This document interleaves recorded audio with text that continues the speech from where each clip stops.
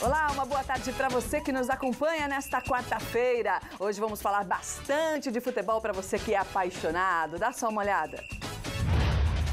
É hoje, Mantiqueira de Guaratinguetá enfrenta o Lanterna Rio Branco fora de casa pela Série A3 do Paulista. Ao vivo no estúdio, técnico do Esporte Clube Taubaté, Alberto Félix, fala sobre a equipe na disputa do Paulista da Série A2. São José Esporte Clube e Atlético Joseense quase ficam de fora da Bezinha 2018 por falta de laudos no estádio Martins Pereira. Essas e outras informações a partir de agora aqui no nosso facebook.com/Os Donos da Bola Vale, onde você também pode nos assistir e, claro, aqui na TV Band Vale. E junto comigo, o meu parceiro Antônio Carmo. Boa tarde, Carmo. Tudo bem, Andressa? Boa tarde para você, boa tarde aos amigos dos Donos da Bola, com um convidado que você já anunciou aí, especial, muito bacana para a gente falar especialmente para o torcedor do Taubaté nesta quarta-feira. Exatamente. Vamos começar então por isso, não é? Depois de 4 rodadas do Campeonato Paulista da Série A2, o Esporte Clube Taubaté tem 50% de aproveitamento. 2 vitórias iniciais que animaram todo mundo, inclusive a torcida, e depois 2 derrotas. Mas para a gente entender esse momento do burrão na competição, nós recebemos aqui o técnico Alberto Félix, que já foi jogador de seleção brasileira, inclusive, e hoje é técnico do Taubaté. Alberto, seja muito bem-vindo aqui no nosso programa. Muito obrigado, é um prazer estar participando aqui com vocês. Ô, Carmo, a gente comentou agora que o Alberto já foi jogador, inclusive jogador do Taubaté em 88, num ano muito importante para o Taubaté, que bateu na trave para subir à elite do Campeonato Paulista. Eu queria que você comentasse um pouquinho desse seu início de carreira até você chegar a ser técnico. Eu iniciei minha carreira no Fluminense, no Rio, né? Eu joguei a base lá, num total de juvenil até profissional. Você é carioca mesmo, Alberto? Não, eu sou paraibano, mas eu tenho a minha criação no Rio, né? Eu fui morar no Rio ainda criança e por isso que eu iniciei a minha carreira, né, como jogador no Rio de Janeiro e no Fluminense. Então, joguei por 6 anos, né, de juvenil a profissional e saindo do Fluminense é meu segundo clube, né? Foi o Taubaté, onde tivemos uma passagem aqui muito boa também, como você bem mencionou, que o Taubaté bateu na trave, né? Quase subiu. E literalmente bateu na trave mesmo agora, que quase dá o acesso pra gente, que nós comentamos aqui em off, né? Que bateu na trave, desceu na linha, não entrou no jogo. Você estava ali pertinho e viu, né? Vi. E do Taubaté você foi pro Ituano primeiro, antes do Bragantino, ou foi pro Bragantino e foi emprestado? Não, eu na sequência do Taubaté eu passei antes pelo América de Rio Preto, né? Mas aí já havia uma negociação aqui do Taubaté com o Ituano. Eu praticamente só joguei o Campeonato Paulista aí da Série A1, né? Da principal, pelo América, ainda antes de ir pro Ituano. Aí, já negociado, eu joguei no Vitória da Bahia também. Tive uma passagem lá. E depois eu fui pro Ituano em 90, né? Que a partir dali que foi a negociação pro Bragantino, né? O Alberto foi artilheiro, André, do Campeonato Paulista em 1990. Foi ele e o Volney, que era da Ferroviária naquela época, né, Alberto? Vocês dois foram os artilheiros do campeonato, que teve o Bragantino como campeão. E aí você foi pro Bragantino com o Parreira. Com o Parreira. Foi vice-campeão brasileiro. A gente está vendo fotos, inclusive, do Alberto aí na tela para você. Aquela camisa do Bragantino é espetacular. Está em forma todas, Né? ainda. Aquelas camisas já. Saudade, a gente lembra isso aí. Eu estava conversando com o Carlos aqui também, vi que ele tem uma memória muito boa. Tem, né? fantástica, né? Lembrando dessa época aí, realmente foi uma passagem muito boa, né, que eu tive no Ituano, no qual, para mim, eu acho que é a mais marcante individualmente, porque você conseguir ser artilheiro do Campeonato Paulista da Série A é realmente muito difícil. Com o time do interior ainda? E eu ainda que não tenho como característica ser goleador, né? Mas aconteceu de você estar em estado de graça no campeonato lá, do jeito que chutava a bola entrava. Então eu consegui esse feito para mim que foi muito importante, né? Que até me credenciou depois para ir pro Bragantino. Acho que um dos motivos também foi o próprio Luxemburgo, né? Que era meu treinador na base do Fluminense. E existiam lá também outros atletas que já jogaram comigo. Isso aí fez com que eu fosse contratado para o Bragantino e lá a gente teve uma sequência muito boa também. E aí depois teve a seleção brasileira, né? Também, é verdade. Obrigado por lembrar tudo isso. Tô com a alma renovada. É uma bagagem boa que a gente precisa dizer legal, aqui, a seleção né? foi com o Parreira? Foi com o que Parreira. Te conhecia do Bragantino, e ele foi logo depois ele foi para a seleção, né?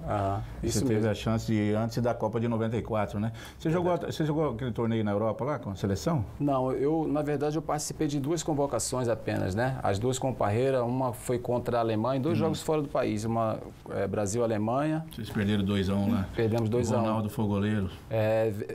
Muito bem. Mas esse jogo eu não cheguei a participar, fiquei no banco. No jogo seguinte, na convocação seguinte, sim, foi contra o México, que nós vencemos de 1-0, esse jogo eu participei. Então foram as 2 únicas convocações, mas o Carmo lembrou aqui também, estava muito próximo já da convocação definitiva para a Copa do Mundo. Aí ficava difícil ter um lugarzinho ali, né? O Romário pedindo passagem. Aí fica difícil, né?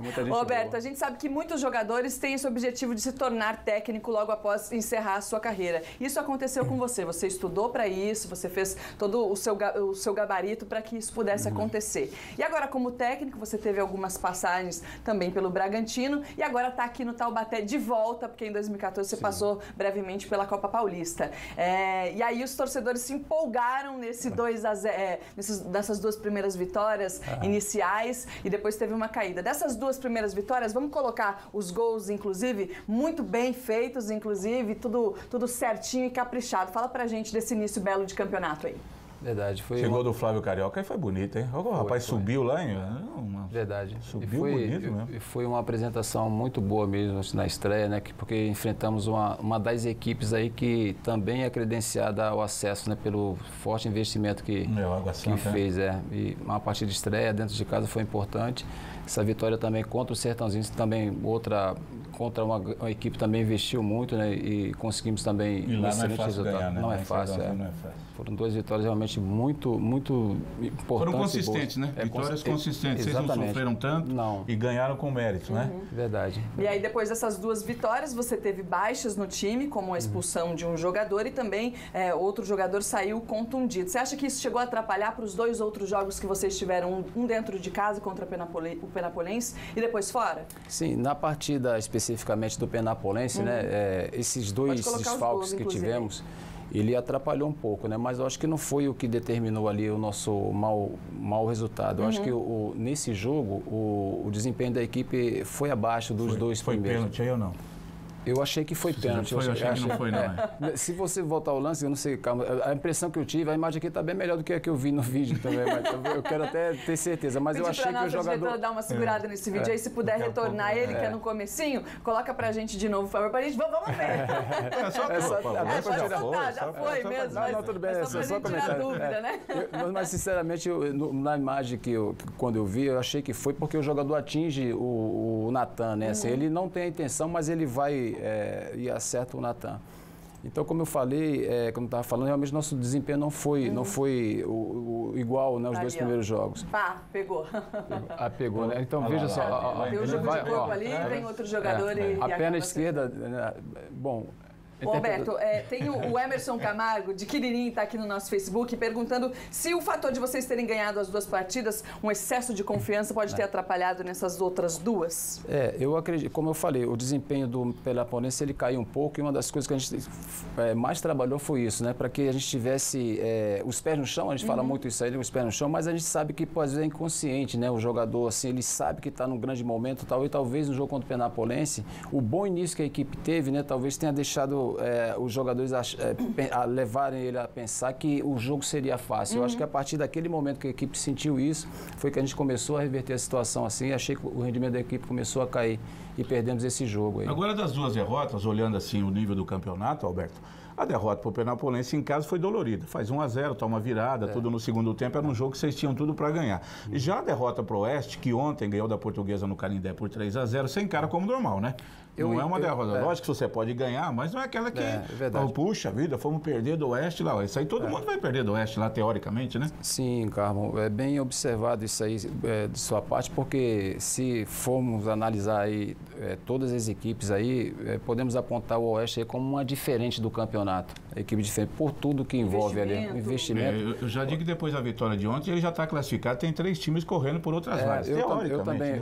Eu também eu até uso a apontar também o Oeste como um dos 4, sabe? Porque ele manteve uma base né, de um time de Série B de brasileiro. Que até a última rodada estava brigando por acesso para a Série A, para a elite do Campeonato Brasileiro. Aí fica difícil concorrer, não é? A gente vai continuar o nosso bate-papo aqui com o técnico técnico Alberto Félix do Taubaté. Daqui a pouquinho a gente traz informações da Águia, do Mantiqueira e do Atlético Joseense. Deixa a imprensa filmar o jogo, o treino dele, vai falar aqui. A gente volta já.